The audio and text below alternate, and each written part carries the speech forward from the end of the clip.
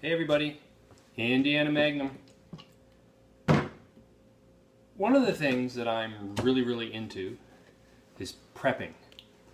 Uh, Now, a lot of people when they hear that word, they kind of think of, well, quite frankly, crazy people who live in nuclear bunkers 364 days a year and only come out to see if the world still exists. That's not really what prepping's all about. Uh, Prepping is simply preparing for the bad things that happen every day. You can take it as far as you want. You can prep for the zombie apocalypse. You can prep for nuclear war, asteroid impact, super volcanic eruptions. Because all that stuff, I suppose, is possible, but it's statistically very unlikely in your lifetime. Asteroid impacts only happen, big ones. The space between them is hundreds of thousands of years or millions of years. Same with supervolcanoes. So statistically, the odds of that happening anytime soon are infinitesimally small. But what does happen every day are the things we see on the news. Ice storms, snowstorms, power outages that last for days at a time, civil unrest, hurricanes, tornadoes, all that stuff happens every day.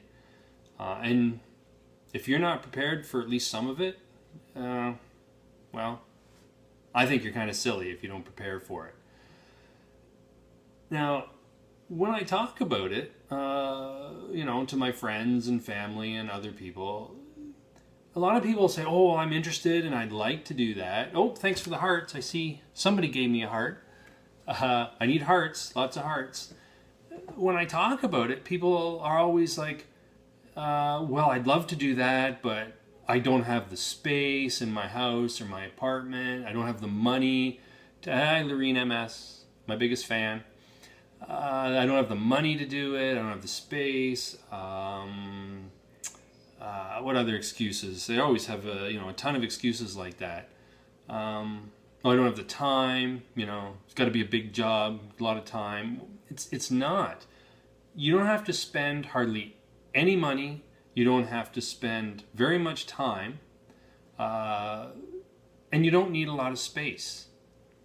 Because the things you should be prepping for do not require 3 years supply of food and a nuclear bomb-proof bunker under your house. Like, oh, you can take it that far. That's great. And a lot of people who start out prepping a little bit work their way towards the bigger stuff. But you can prep for all those statistically more likely disasters without spending any money, taking up much space. So I just wanted to show a couple things. Oh, hello, whoever that was. Didn't quite see it. I just wanted to show a couple things to show you how you can prep without spending any money. Oh, I got a visitor. Oh, thanks for sharing me on Twitter. What was I going to say? Well, you can do it without spending, any money, hardly any time, much effort. It's pretty easy to do. You just got to put a little bit of thought into it. So let's cover the money thing first, because that seems to be the biggest thing. I don't have any money. I can't afford it. Well, what do you need for survival? The number one thing a human being needs is water. You can't go really more than 3 days without a drink of water. You're going to die. And what's one of the first things that happens in a lot of disasters is that water that magically comes out of our taps suddenly stops working. For most of us, water's free. I saved this old orange juice jug. We can all get these for free. If you don't drink some kind of liquid that comes in these jugs, your neighbors do, and you could steal them right out of the recycling bin. You can get these for free if you just put a little bit of effort into it.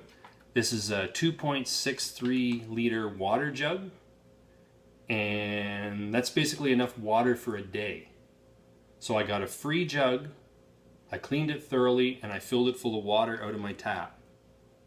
I've now prepped my water supply right there for one full day. If my water in my tap suddenly stops working, I know I'm good for 24 hours. Other things you can do. Okay, that's your liquids covered. Food. Food's expensive. I can't afford to stockpile food. Well, again, you don't have to stockpile for a year. Start small. Most disasters last 2, 3, 4 days before help arrives and gets to you. What do you do for that? Well, McDonald's, all the fast food chains, restaurants. You can get salt, you can get sugar, you can get little condiment packages of things, vinegars and ketchups and relishes. You can get all kinds of that stuff for free. Chances are you're already eating there, most of us do. Well, take an extra couple of packages, or take the packages that you think you deserve to go with your meal, if you don't want to push the envelope, and don't use them. Save them up. The salt, the pepper, the sugar will last basically indefinitely.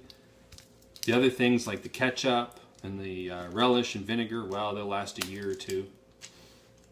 They'll go a long way because, again, you're just trying to survive a couple days. Another thing that's great is old-fashioned canned goods. Now, survivalists don't like it because it's heavy, so it's hard to carry. You can't carry it. We're talking about just surviving at home right now. But you can get this stuff incredibly cheap and it lasts basically forever.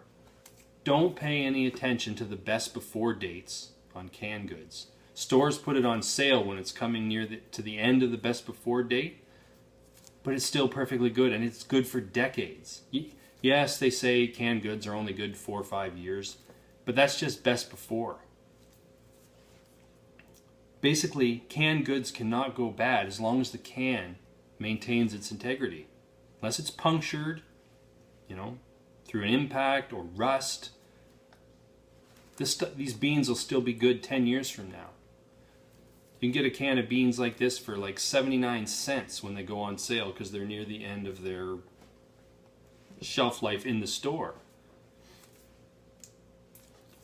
So with this one can of beans for like 79 cents, a few little packages of this, that, and the other thing from McDonald's, I'm good for a day. Now, I have a friend who pushes the envelope and goes around at Halloween and gets free candy and saves it up. And you're thinking, well, what good is candy? Well, it's full of sugar. Some of it's got nuts in it. Again, you're only trying to survive a few days, a week at most. One of these will make a huge difference. One of these a day, it's amazing. Pasta goes on sale for, I don't know, $1 a package sometimes. Keeps forever. 20 years from now, this pasta will still be edible. Now, you do kind of need water to cook it, so it depends on how much water you got. But again, look at that. There's a few days worth of food in there. Storage. What do I do with it? All this stuff I have right here, which is basically, someone's giving me a note.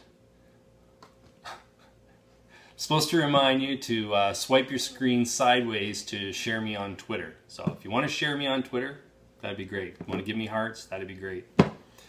I guess that's my producer or something. Oh, now I'm getting more signals, completely throwing me off my rhythm. Go away. Storage. How are you going to store all this stuff? Airtight pail. You get these at restaurants. This is refrigerated hamburger dill slice pickles. All the big restaurants, well, even small restaurants, the guy I know just is a one-man operation at his restaurant, they get all kinds of these in. They just throw them out. They're airtight. They have a rubber seal. They're resealable. You can also find them for sale for like $1 or $2 each. From some restaurant guys are smart enough to, save them up and list them on, eBay or Kijiji or something. All this food and more which costs practically nothing, will fit in one of these and slide under your bed. So you could get a week's worth of food in this. You need one of these a day, and these are free too. So if you want to call a week 7 days, you need 7 of these and one of these under your bed, under the stairs, anywhere where it's not going to freeze. In your attic. It's a bit hot up there for food, but still it's better than nothing. And you've prepped for a week. Hello. It's that easy. Now, a lot of survivalists and real prepper guys will be, well, you know, you don't have this and you don't have that, you don't have this. Well, okay, you don't have everything you might possibly need. And yeah, you've only prepped for a week. You haven't prepped for 3 years of nuclear holocaust. But chances are all you need is a week. Start with a week. You're good for a week. The other thing with these pails is you can carry them and move them around. It's not a real traditional bug out bag, but you can carry it. Off you go down the road. Other things for your little survival week's worth of stuff. Tea lights from the buck store. You can get these things by there's like 100 in every bag. They're practically nothing. My phone company was giving these away as a promotional thing. Little flashlights. It's also got screwdriver and some other stuff in it, but I've got a little light source for emergencies. A few of these tea lights from the buck store, they're pennies a piece. All my family, they know I'm a prepper, so they save me these little soaps and disinfectants and things from hotels when they visit.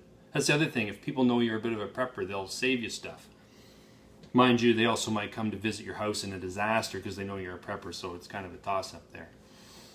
But matches. Matches are practically free in this society. You can go to the buck store and buy a thing of 250 of them for like, it was $1. It was the buck store. Although now our buck store is like $1.25 for everything. All fits in this pail. You've got a thing to start fire. You got some candles for a heat source and light. You got an emergency flashlight. Disinfectant for your hands. Food. Some jugs of water. You're good to go. You're a prepper. You're on the way. You've prepped for a week. Then if you feel you want to expand on it, you can prep for a little longer. Go for 2 pails. Go for 3 pails. We all do have limitations on space and money and all that stuff, but you can do something, and you're crazy if you don't. Just watch the news. Every day there's tornadoes and hurricanes and earthquakes and floods and civil unrest. Remember Katrina, how long it took the authorities to get to all those people? It was a long time. I remember here in this country, Canada, back, I don't know, it was 20 years ago or so, we had the big ice storm. And there were people who went without hydro for like a month. You gotta prepare for these things. So anyway, that's just a few ideas of how you can do it for very little money, very little effort, very little time, and very little space. And chances are, if you have 3 days, a week's worth of supplies, that will get you through 99% of the things that this world will throw at you, living in the Western world anyway.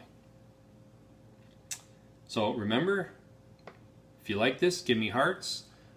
Check out my blog, indianamagnum.blogspot.com, and we'll talk to you again later. Remember, prep, prep, prep. It's important. You're silly not to prep.